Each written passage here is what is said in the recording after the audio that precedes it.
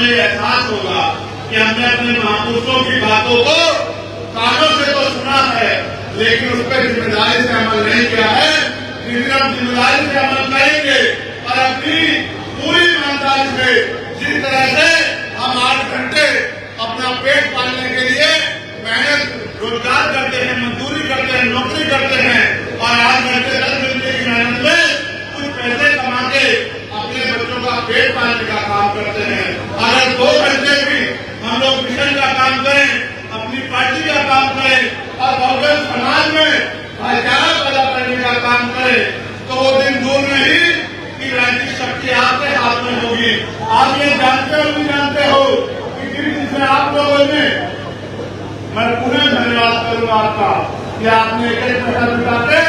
जब मैं नदिया में चुनाव लड़ रहा था तो मेरे हाथों को मजबूत करने के लिए भेजा और आपको उस पैसे से इतनी ताकत मिली कि आज आपका बेटा चंद्रशेखर आजाद दिल्ली में पार्लियामेंट में खड़े होकर आपके बड़े अधिकारों के लिए संघर्ष करने का काम करता है।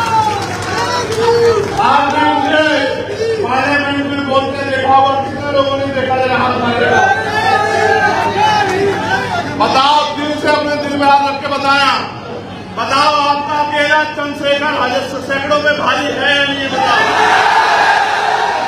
अब ये काम आपने केंद्र में तो कर दिया, दिल्ली में तो कर दिया, लेकिन उत्तर प्रदेश में ये काम अभी अधूरा। जब तक उत्तर प्रदेश में मेरे जैसे लोग विधानसभा लखनऊ में जाके और सरकार की आंखों में आंखें डाल के आपके अधिकारों के लिए संघर्ष नहीं करेंगे, आपके अधिकारों में जो डाका पड़ रहा है उस डाके को खत्म करने का काम नहीं करेंगे, आपके क्षेत्र की समस्याओं के लिए आवाज उठाने का काम नहीं करेंगे, तब तक मुझे नहीं लगता कि गाजियाबाद में कोई बदलाव हो सकता है। बाकी लोगों पे लोगों का 2027 में आएगा, लेकिन आप तो बड़े किस्मत वाले हो, आप तो बड़े खुशहाल हो। आपके हिस्से में तो 1 साल बाद ही, इसी साल आपके चुनाव के 1 साल बाद और इसी साल 2024 में आपके सामने तो पुनः वो मौका आ गया है कि आप अपनी पिछली भूल को सुधार करके और अपनी आवाज को उठाने वाला चंद्रशेखर आजाद जैसा सिपाही लखनऊ में आप लोग भेज सकते हो। मेरा मानसिक और शारीरिक रूप से तैयार होगा और मैं आपको विश्वास कहता हूँ, पार्टी ने भी व्यक्ति को यहाँ जिम्मेदारी दी है कि वो आपकी आवाज को उठाने का काम करेगा।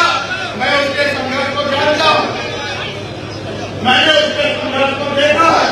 कई बार दिल्ली का पानी बंद करके अपने आंदोलन को, किसानों के आंदोलन को कामयाब कराने का काम उन्होंने किया। और अभी जो शिक्षक माफियाओं के खिलाफ आंदोलन कर रहे थे, मजदूरों के, किसानों के, नौजवानों के, बेरोजगारी के खिलाफ आंदोलन कर रहे हैं, उस आंदोलन में भी भाई सतपाल चौधरी कंधे से कंधा मिला के आपकी आवाज को उठाने का काम कर रहे हैं। किसी पद पे होते आपकी आवाज करने का काम कर रहे हैं। सोचिए, अगर इस बहादुर भाई को आपके वोट की ताकत से असेंबली में भेज दिया तो कल गाजियाबाद में आपके हितों की रक्षा होगी या नहीं होगी? बताओ। कल गाजियाबाद में आपके अधिकारों को जो जाकर डाल पाएगा?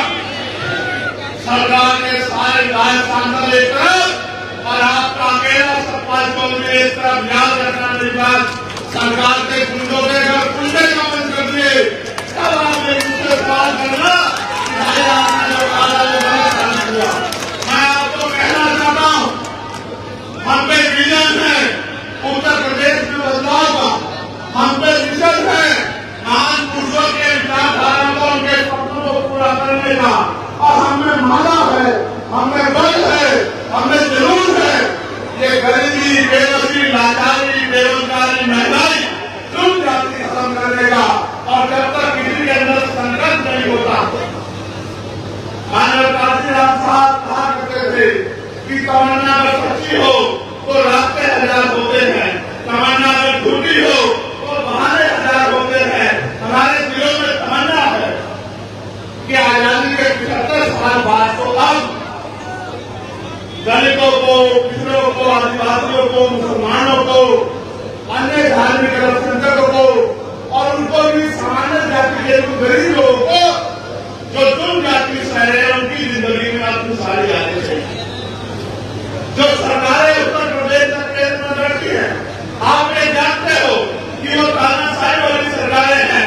अगर उनका आर्गुमेंट के खिलाफ, उनके भ्रष्टाचार, उनके झूठ, उनके झूठे वादे या उनकी झूठी नीतियों के खिलाफ, तानाशाही के खिलाफ हमें आवाज उठाता है तो उसके अपने नहीं रहते, उत्तर प्रदेश की जनता के अपने कैसे होंगे। आप ये देखो किस तरह से बुलडोजर के जरिए और तमाम तरीकों से चुन जाति को बढ़ावा दिया जा रहा है, संविधान को कुचलने का काम किया जा रहा है। सब लोगों की निगाहें अगर किसी की तरफ है तो वो नीले पट्टे वालों की तरफ। अगर आज पूरा देश किसी की तरफ देख रहा है तो नीले पट्टे वालों की तरफ देख रहा है। ये नीले पट्टे वाले अब क्या करेंगे? लेकिन मैं भी ये मानता हूँ कि जब ये नीले पट्टे वाले संकल्प लेके किसी और निकलते हैं तो फिर रास्ते खुद ब खुद बन जाते हैं। कहते हैं ना कि संघर्षों के साय में घनघोर जवानी पड़ती है और इतिहास में घुस जाता है जितोड़ जवानी चलती है। और जवानी किसकी तरफ है ये बताना मुझे नहीं पड़े। जवानी चाहे वो गाजियाबाद की हो या जवानी चाहे सिद्धार्थ नगर नेपाल बॉर्डर की हो या जवानी दिल्ली में बैठे नौजवानों की हो, जवानी आज क्रांति का रास्ता अपना चुकी है। और जब तक वो सत्ता में बैठे लोगों का घमंड नहीं तोड़ेगी, सत्ता में बैठे लोगों का अहंकार नहीं तोड़ेगी, और जब तक वो इस भारत को संविधान के जरिए चलने वाला भारत, सम्राट अशोक के सपनों का भारत नहीं बना देगी, तब तक वो रुकने वाले नहीं है। ये गांधी है और ये समय के साथ चलती है।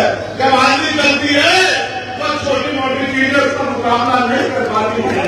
आप याद रखो इस बात को, आपने समय समय में देश के संविधान की रक्षा की है, गरीबों को मिलने वाले आरक्षण की रक्षा की है, समय समय पे देश के लोकतंत्र की रक्षा की है। लेकिन सबकी रक्षा करने वाले मेरे बहुजन समाज के लोगों अब अपनी रक्षा के बारे में सोचो। ये सही है कि बाबा साहब अम्बेडकर ने कहा था कि हम प्रथम मंत्री भारतीय हैं, लेकिन भारतीय होने का गौरव तो हमारे लिए है और हमें इस बात का गर्व भी है।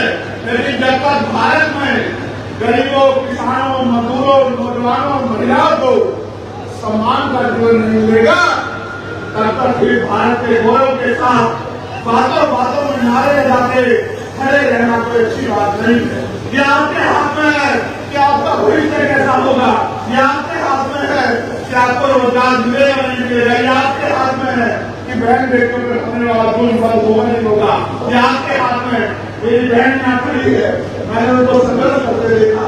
मैं उनको याद दिलाना चाहता हूँ कि जब वो लोग संघर्ष कर रहे थे, उनकी टीम रात रात भर रात के गरीबों के बच्चों के लिए स्कूलों में कम फीस में व्यवस्था हो रही थी, इसके लिए संघर्ष कर रहे थे। तो मैं दिल्ली में खड़े होकर उनकी मांग को मजबूत कर रहा था कि भाई ये समझो कि शिक्षा हथियार है, कि हथियार को अगर आपने बाजारीकरण कर दिया, बाजारीकरण करा दिया, तो गरीब का बच्चा अच्छी शिक्षा प्राप्त नहीं कर पाएगा। और जब गरीब का बच्चा अच्छी शिक्षा प्राप्त नहीं कर पाएगा तो 200-400 रुपए की मजदूरी करके या 5-7-8 हजार रुपए की नौकरी करके वो अपने घरों के हालात नहीं बदल सकता है। वो अपने टूटे हुए घर को भाई को चलने की ये नहीं सकता है।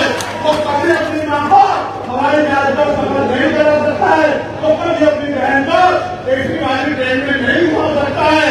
प्रधानमंत्री को दिल्ली में बैठे नारे देते हैं कि चप्पल वाला हवाई जहाज का सफर करेगा। मैं आपको सच बताता हूँ कि चप्पल वाले को 2 टाइम अच्छी रोटी भी मिल जाए सम्मान की, ये भी उत्तर प्रदेश में और देश में मुश्किल हो चुका है। इसके बारे में मांग करेगी।